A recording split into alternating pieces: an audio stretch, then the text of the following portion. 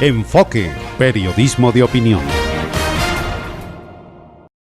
Los líderes sociales, miembros de asociaciones de productores, campesinos, juntas de acción comunal, asociaciones de jóvenes, defensores de derechos humanos, todos se encontraron en el acto de lanzamiento de la Biblioteca de la Paz, evento que sirvió para el encuentro de amigos, para añorar a quienes han partido. Son 8 los líderes sociales asesinados en el Caquetá, cifra que asusta, que desconcierta, que cobra lágrimas a una mujer líder, presidenta de la Federación Departamental de Juntas, a Rosemary Betancourt, 8 veces amenazada y quien con tristeza afirma no se sabe cuándo nos va a tocar. Así, con lágrimas, voz entrecortada y con la tristeza enorme que causa el asesinato del vicepresidente de la Junta de Acción Comunal de la Inspección de Fragüita, Raúl Buitrago Perdomo, quien fuera ultimado con 8 impactos de arma de fuego el domingo anterior cuando se encontraba en su residencia, hecho que debe de conmover a la sociedad caqueteña, afirma Rosemary Betancourt. Es preocupante, sinceramente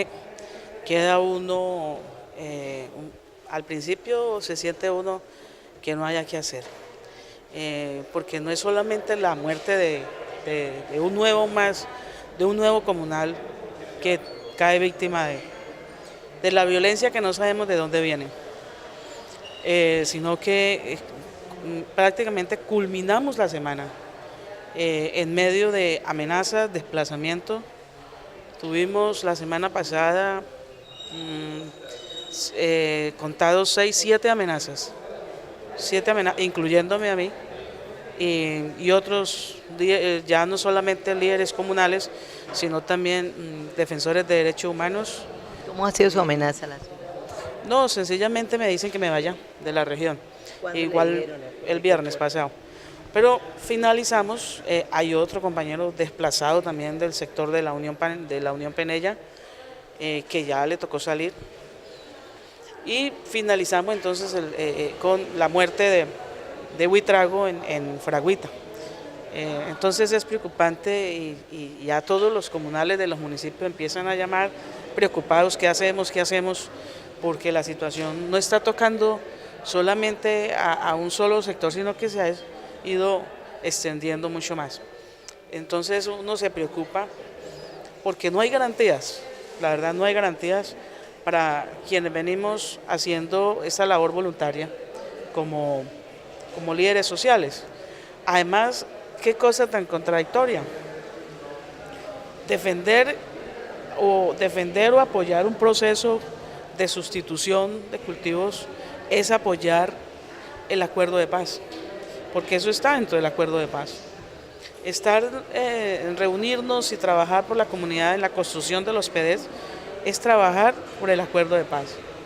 Es decir, que quienes venimos trabajando por la paz y por el cumplimiento de los acuerdos, pues somos los que venimos siendo golpeados. Somos los sectores que hemos luchado por la paz, precisamente por la defensa de la vida, por la defensa de los intereses colectivos, pero hemos venido recibiendo estos duros golpes, porque asesinar a un líder es asesinar, un líder comunal es asesinar, ir asesinando paso a paso la organización comunal. Eso nos preocupa, no es una preocupación solamente para mí, sino que es una preocupación para toda la organización.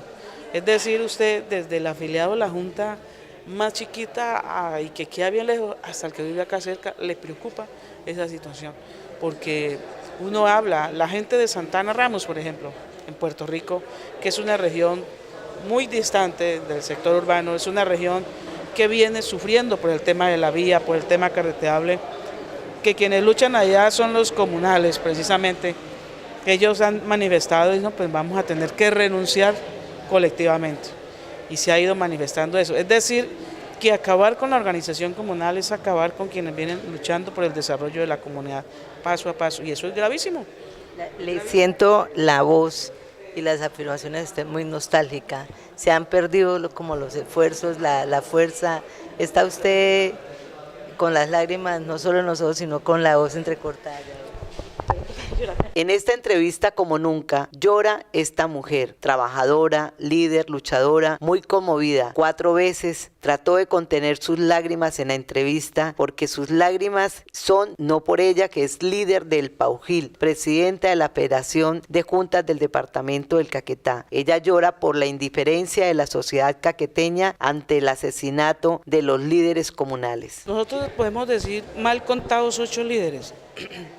Precisamente el 3 de agosto que vamos a hacer la asamblea extraordinaria que va a ser para ese tema, vamos a darnos cuenta en los municipios qué otros líderes, porque no tengo información de San Vicente y allá sabemos que también hubo un asesinato, que la persona estaba vinculada a una junta de acción comunal, pero no sabemos con exactitud porque desde las juntas no nos han entregado la información. Es preocupante entonces saber que pueden haber mucho más y que las gestiones que hemos venido haciendo hasta el momento han sido infructuosas, porque es que nosotros hemos venido haciendo la denuncia, hemos venido reuniéndonos con la gente de seguridad del Estado, pero resulta que en lugar de irse minimizando, ha ido incrementando. Entonces uno dice, bueno, ¿qué está pasando? ¿Qué está sucediendo? Van a tener que, los esfuerzos que está haciendo el Estado son muy pocos. ¿Qué es lo que está sucediendo realmente? ¿Han hablado ustedes este tema hoy con las personas que han llegado de la oficina del Alto Comisionado para la Paz? Estamos viendo la posibilidad de hablar con el Alto Comisionado, con el delegado del Alto Comisionado.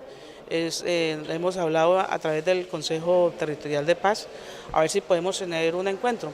El Consejo Territorial de Paz también se reúne el 2 de agosto, pero es un día antes a la asamblea que vamos a hacer nosotros. ¿Qué hemos hablado? Es que yo creo, bueno, vamos a tener que seguir haciéndolo. Mire, con la gobernación también hemos adelantado, yo veo que el gobernador también como que se ha personado, ha tomado con más responsabilidad ese tema. Queremos resultados porque uno no puede esperar que cada 8 días o todos los días tengamos entonces este tipo de información que hable a la comunidad. Grave, no estamos aquí nosotros contando con el hecho que le pasó al profesor, quien también era un líder social que le tocó movilizarse de Cartagena del Chairá, pero finalmente a Curillo, y allá fueron y lo asesinaron. Es decir, que no nos sentimos seguros en ninguna parte, así nos trasladamos a ninguna parte. Yo veo preocupante porque los comunales dicen, bueno, si es que nos toca renunciar, lo hacemos, pero la integridad, la vida de cada uno de nosotros, además no es la de cada uno de nosotros, sino las familias de nosotros, porque no solamente se pone en riesgo nuestra integridad, sino quienes viven con nosotros, nuestras familias. Es difícil. Yo recuerdo en una oportunidad que me amenazaron diciéndome que me iban a picar el hijo, y eso toca la fibra de uno. Es decir, que si fuera solamente el caso para quienes ejercemos este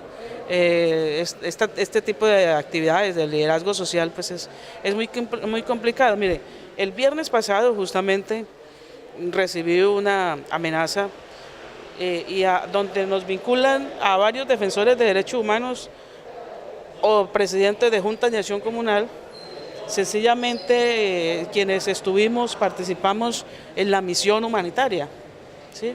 Bueno, estamos analizando también qué va a pasar, pero es difícil. Yo creo que aquí hay varios compañeros que no han sido amenazados una vez. Yo por lo menos tengo la 8ª amenaza, pero hay otros conmigo que vienen con 4 o 5 amenazas y en menos de un año. Entonces es supremamente grave también. No sabemos si mañana o cuándo va a pasar.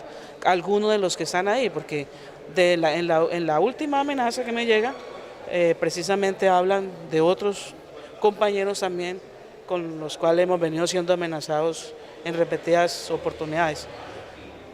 Si hablamos de los esquemas de seguridad, son unos esquemas medios, es unos esquemas que no corresponden, que el día que a usted, muchas veces uno tiene que poner en riesgo su propia seguridad para poder cumplir con las obligaciones.